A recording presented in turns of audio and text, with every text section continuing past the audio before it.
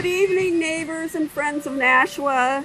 Thank you for being here as we gather to commemorate a truly historic moment, the 250th anniversary of the Battle of Bunker Hill. On June 17, 1775, on the hills of Charlestown, ordinary men, farmers, craftsmen, laborers stood against one of the most powerful military forces of the world. What they lacked in experience, they made up for in courage, determination, and love of country. It was a defining moment in our nation's founding struggle.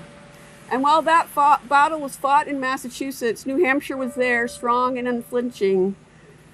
One of the key factors that day was none other than Colonel John Stark, a name familiar to anyone who knows our state's history.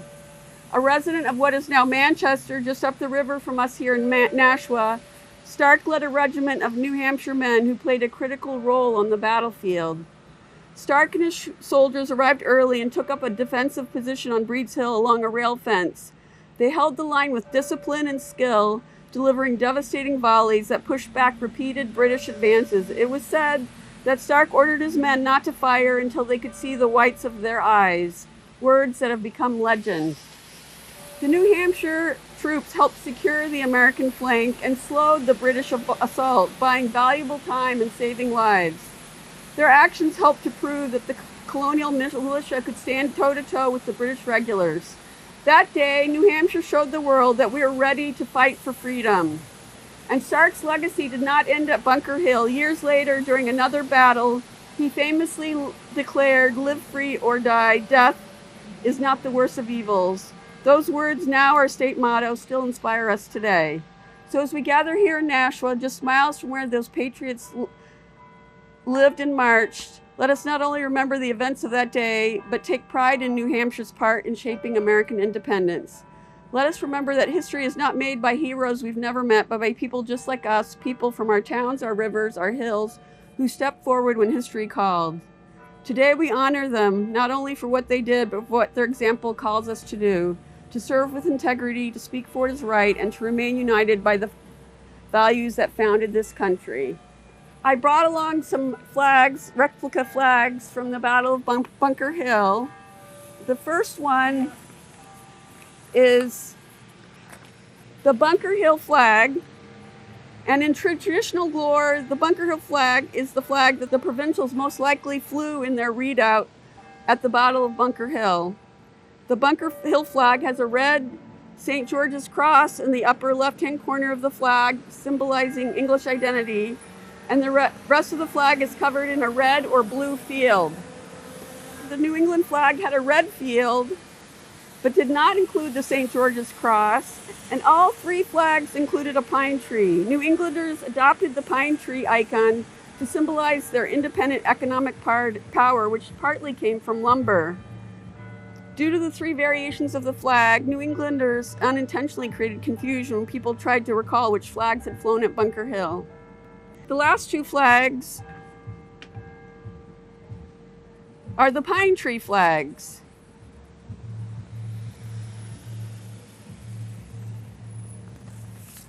General George Washington took command of the Continental Army shortly after the Battle of Bunker Hill. He instructed Continental ships to fly the pine tree flag as an ensign or identifying flag. Some versions of the flag concluded the motto, an appeal to heaven, and the British philosopher John Locke coined this phrase in 1690. And some American colonists embraced the idea that God could be summoned to them to help defend their natural rights.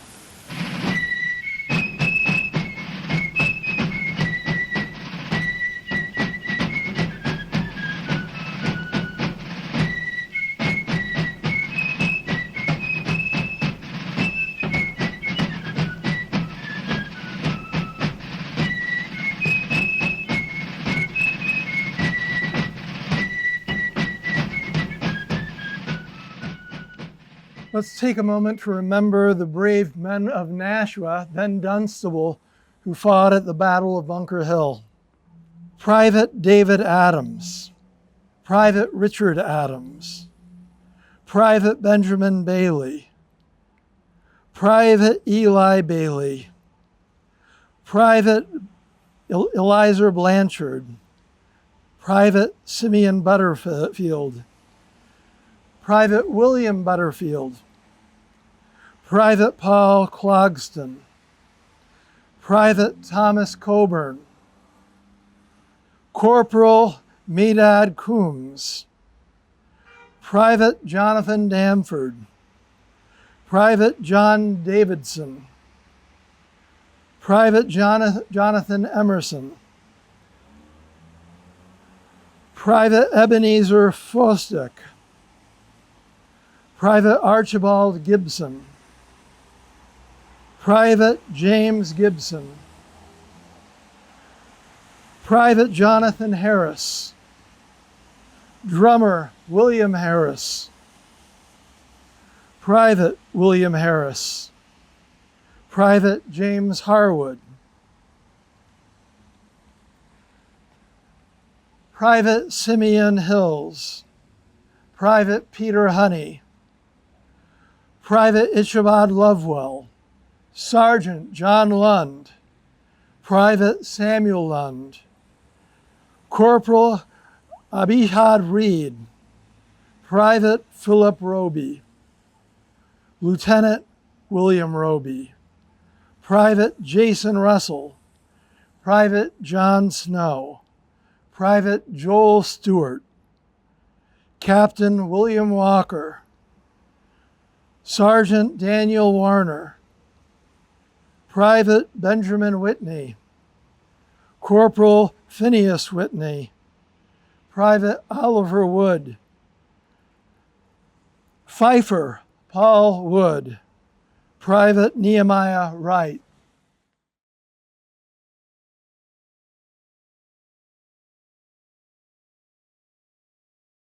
Good evening.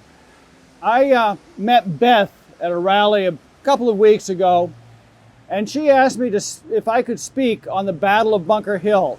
I said, yes, of course, I can speak on almost anything. And I knew a little bit about the Battle of Bunker Hill and the part that John Stark played in it. In preparation, I did a little more reading. I found it interesting. I read a New Hampshire history. I read a Massachusetts history. I read a British history.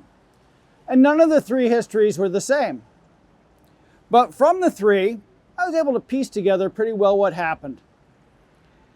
The Massachusetts militia had already occupied Bunker Hill.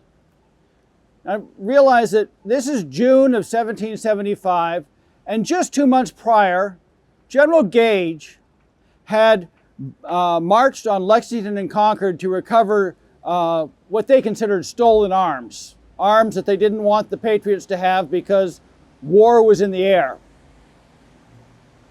The American Patriots then bottled up the British in Boston by occupying the narrow quarter-mile wide neck that led out to Boston. Now, Boston's down here, and across a little bit of bay is Charleston. Charleston is between the Charles River and the Merrimack River. It too is a couple of small hills out in the bay with a narrow neck.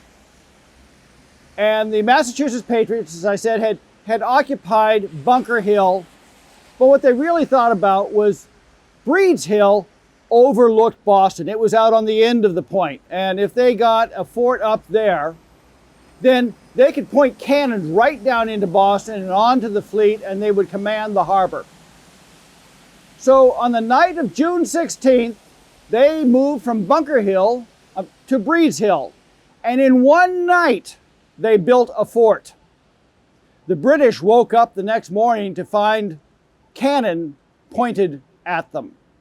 And they said, we can't allow this to stand. We have to go out and we have to push the militia off that hill.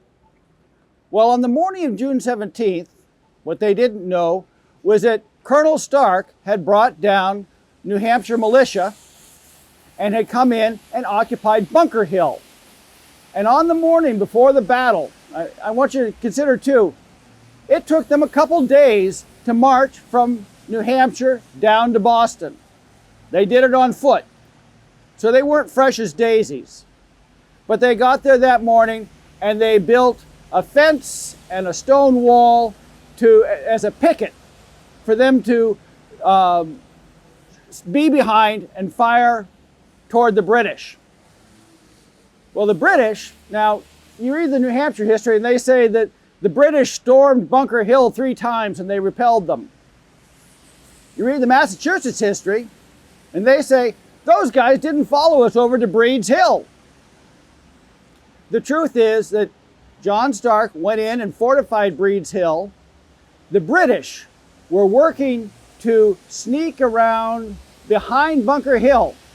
They wanted to outflank the fort and come up the unprotected backside of the hill. But that put them right between Breed's Hill and Bunker Hill. And as they tried to pass between the 2 hills, the New Hampshire militia cut them to pieces and they had to retreat. And they did that 3 times. And then finally, the British gave up trying to circumvent the hill and just went full frontal assault on Bunker Hill. And with sheer numbers, 4,000 to 800, they overcame the fort. But Colonel Stark was there on Breed's Hill, and he was able to fire on the British, and he was able to effect an evacuation of the Massachusetts militia around the backside of Breed's Hill, back up the neck and to safety. If New Hampshire hadn't been there, they wouldn't have lost 450 out of 800, they would have lost 800. New Hampshire was very important to the Battle of Bunker Hill, and it was the Battle of Bunker Hill where American casualties were 450 and the British casualties were over 1,100 that gave us the courage to execute the war. But then there's a backstory, because you all probably think that the Battle of Lexington and Concord was the beginning of the war. But that's not what the British consider the beginning of the war.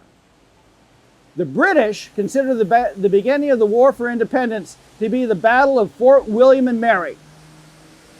Now Fort Constitution is where we now have a Coast Guard station. And in the Battle of William and Mary, the people of New Hampshire had just been taxed to supply that fort with arms.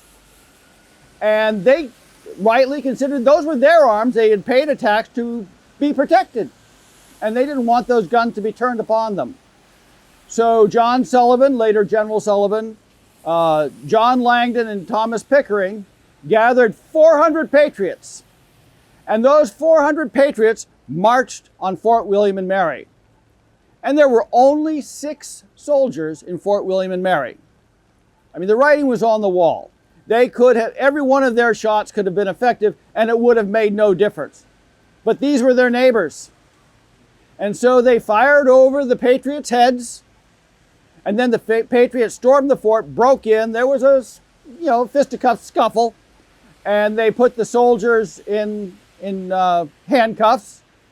And then they stole all the shot and powder. They loaded it up and they carried it up Oyster River. And then the next day they thought better of what they had done. They went back to the fort and they took all the small cannons as well. Those were most probably the arms, or at least a portion of those arms was the cash that General Gage was marching on Lexington and Concord to recover. And those were the arms that John Stark used to save the Massachusetts militia.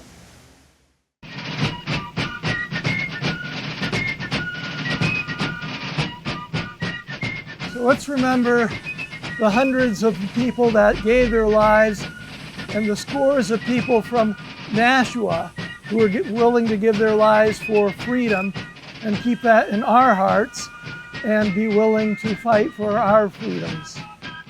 Thank you. Amen.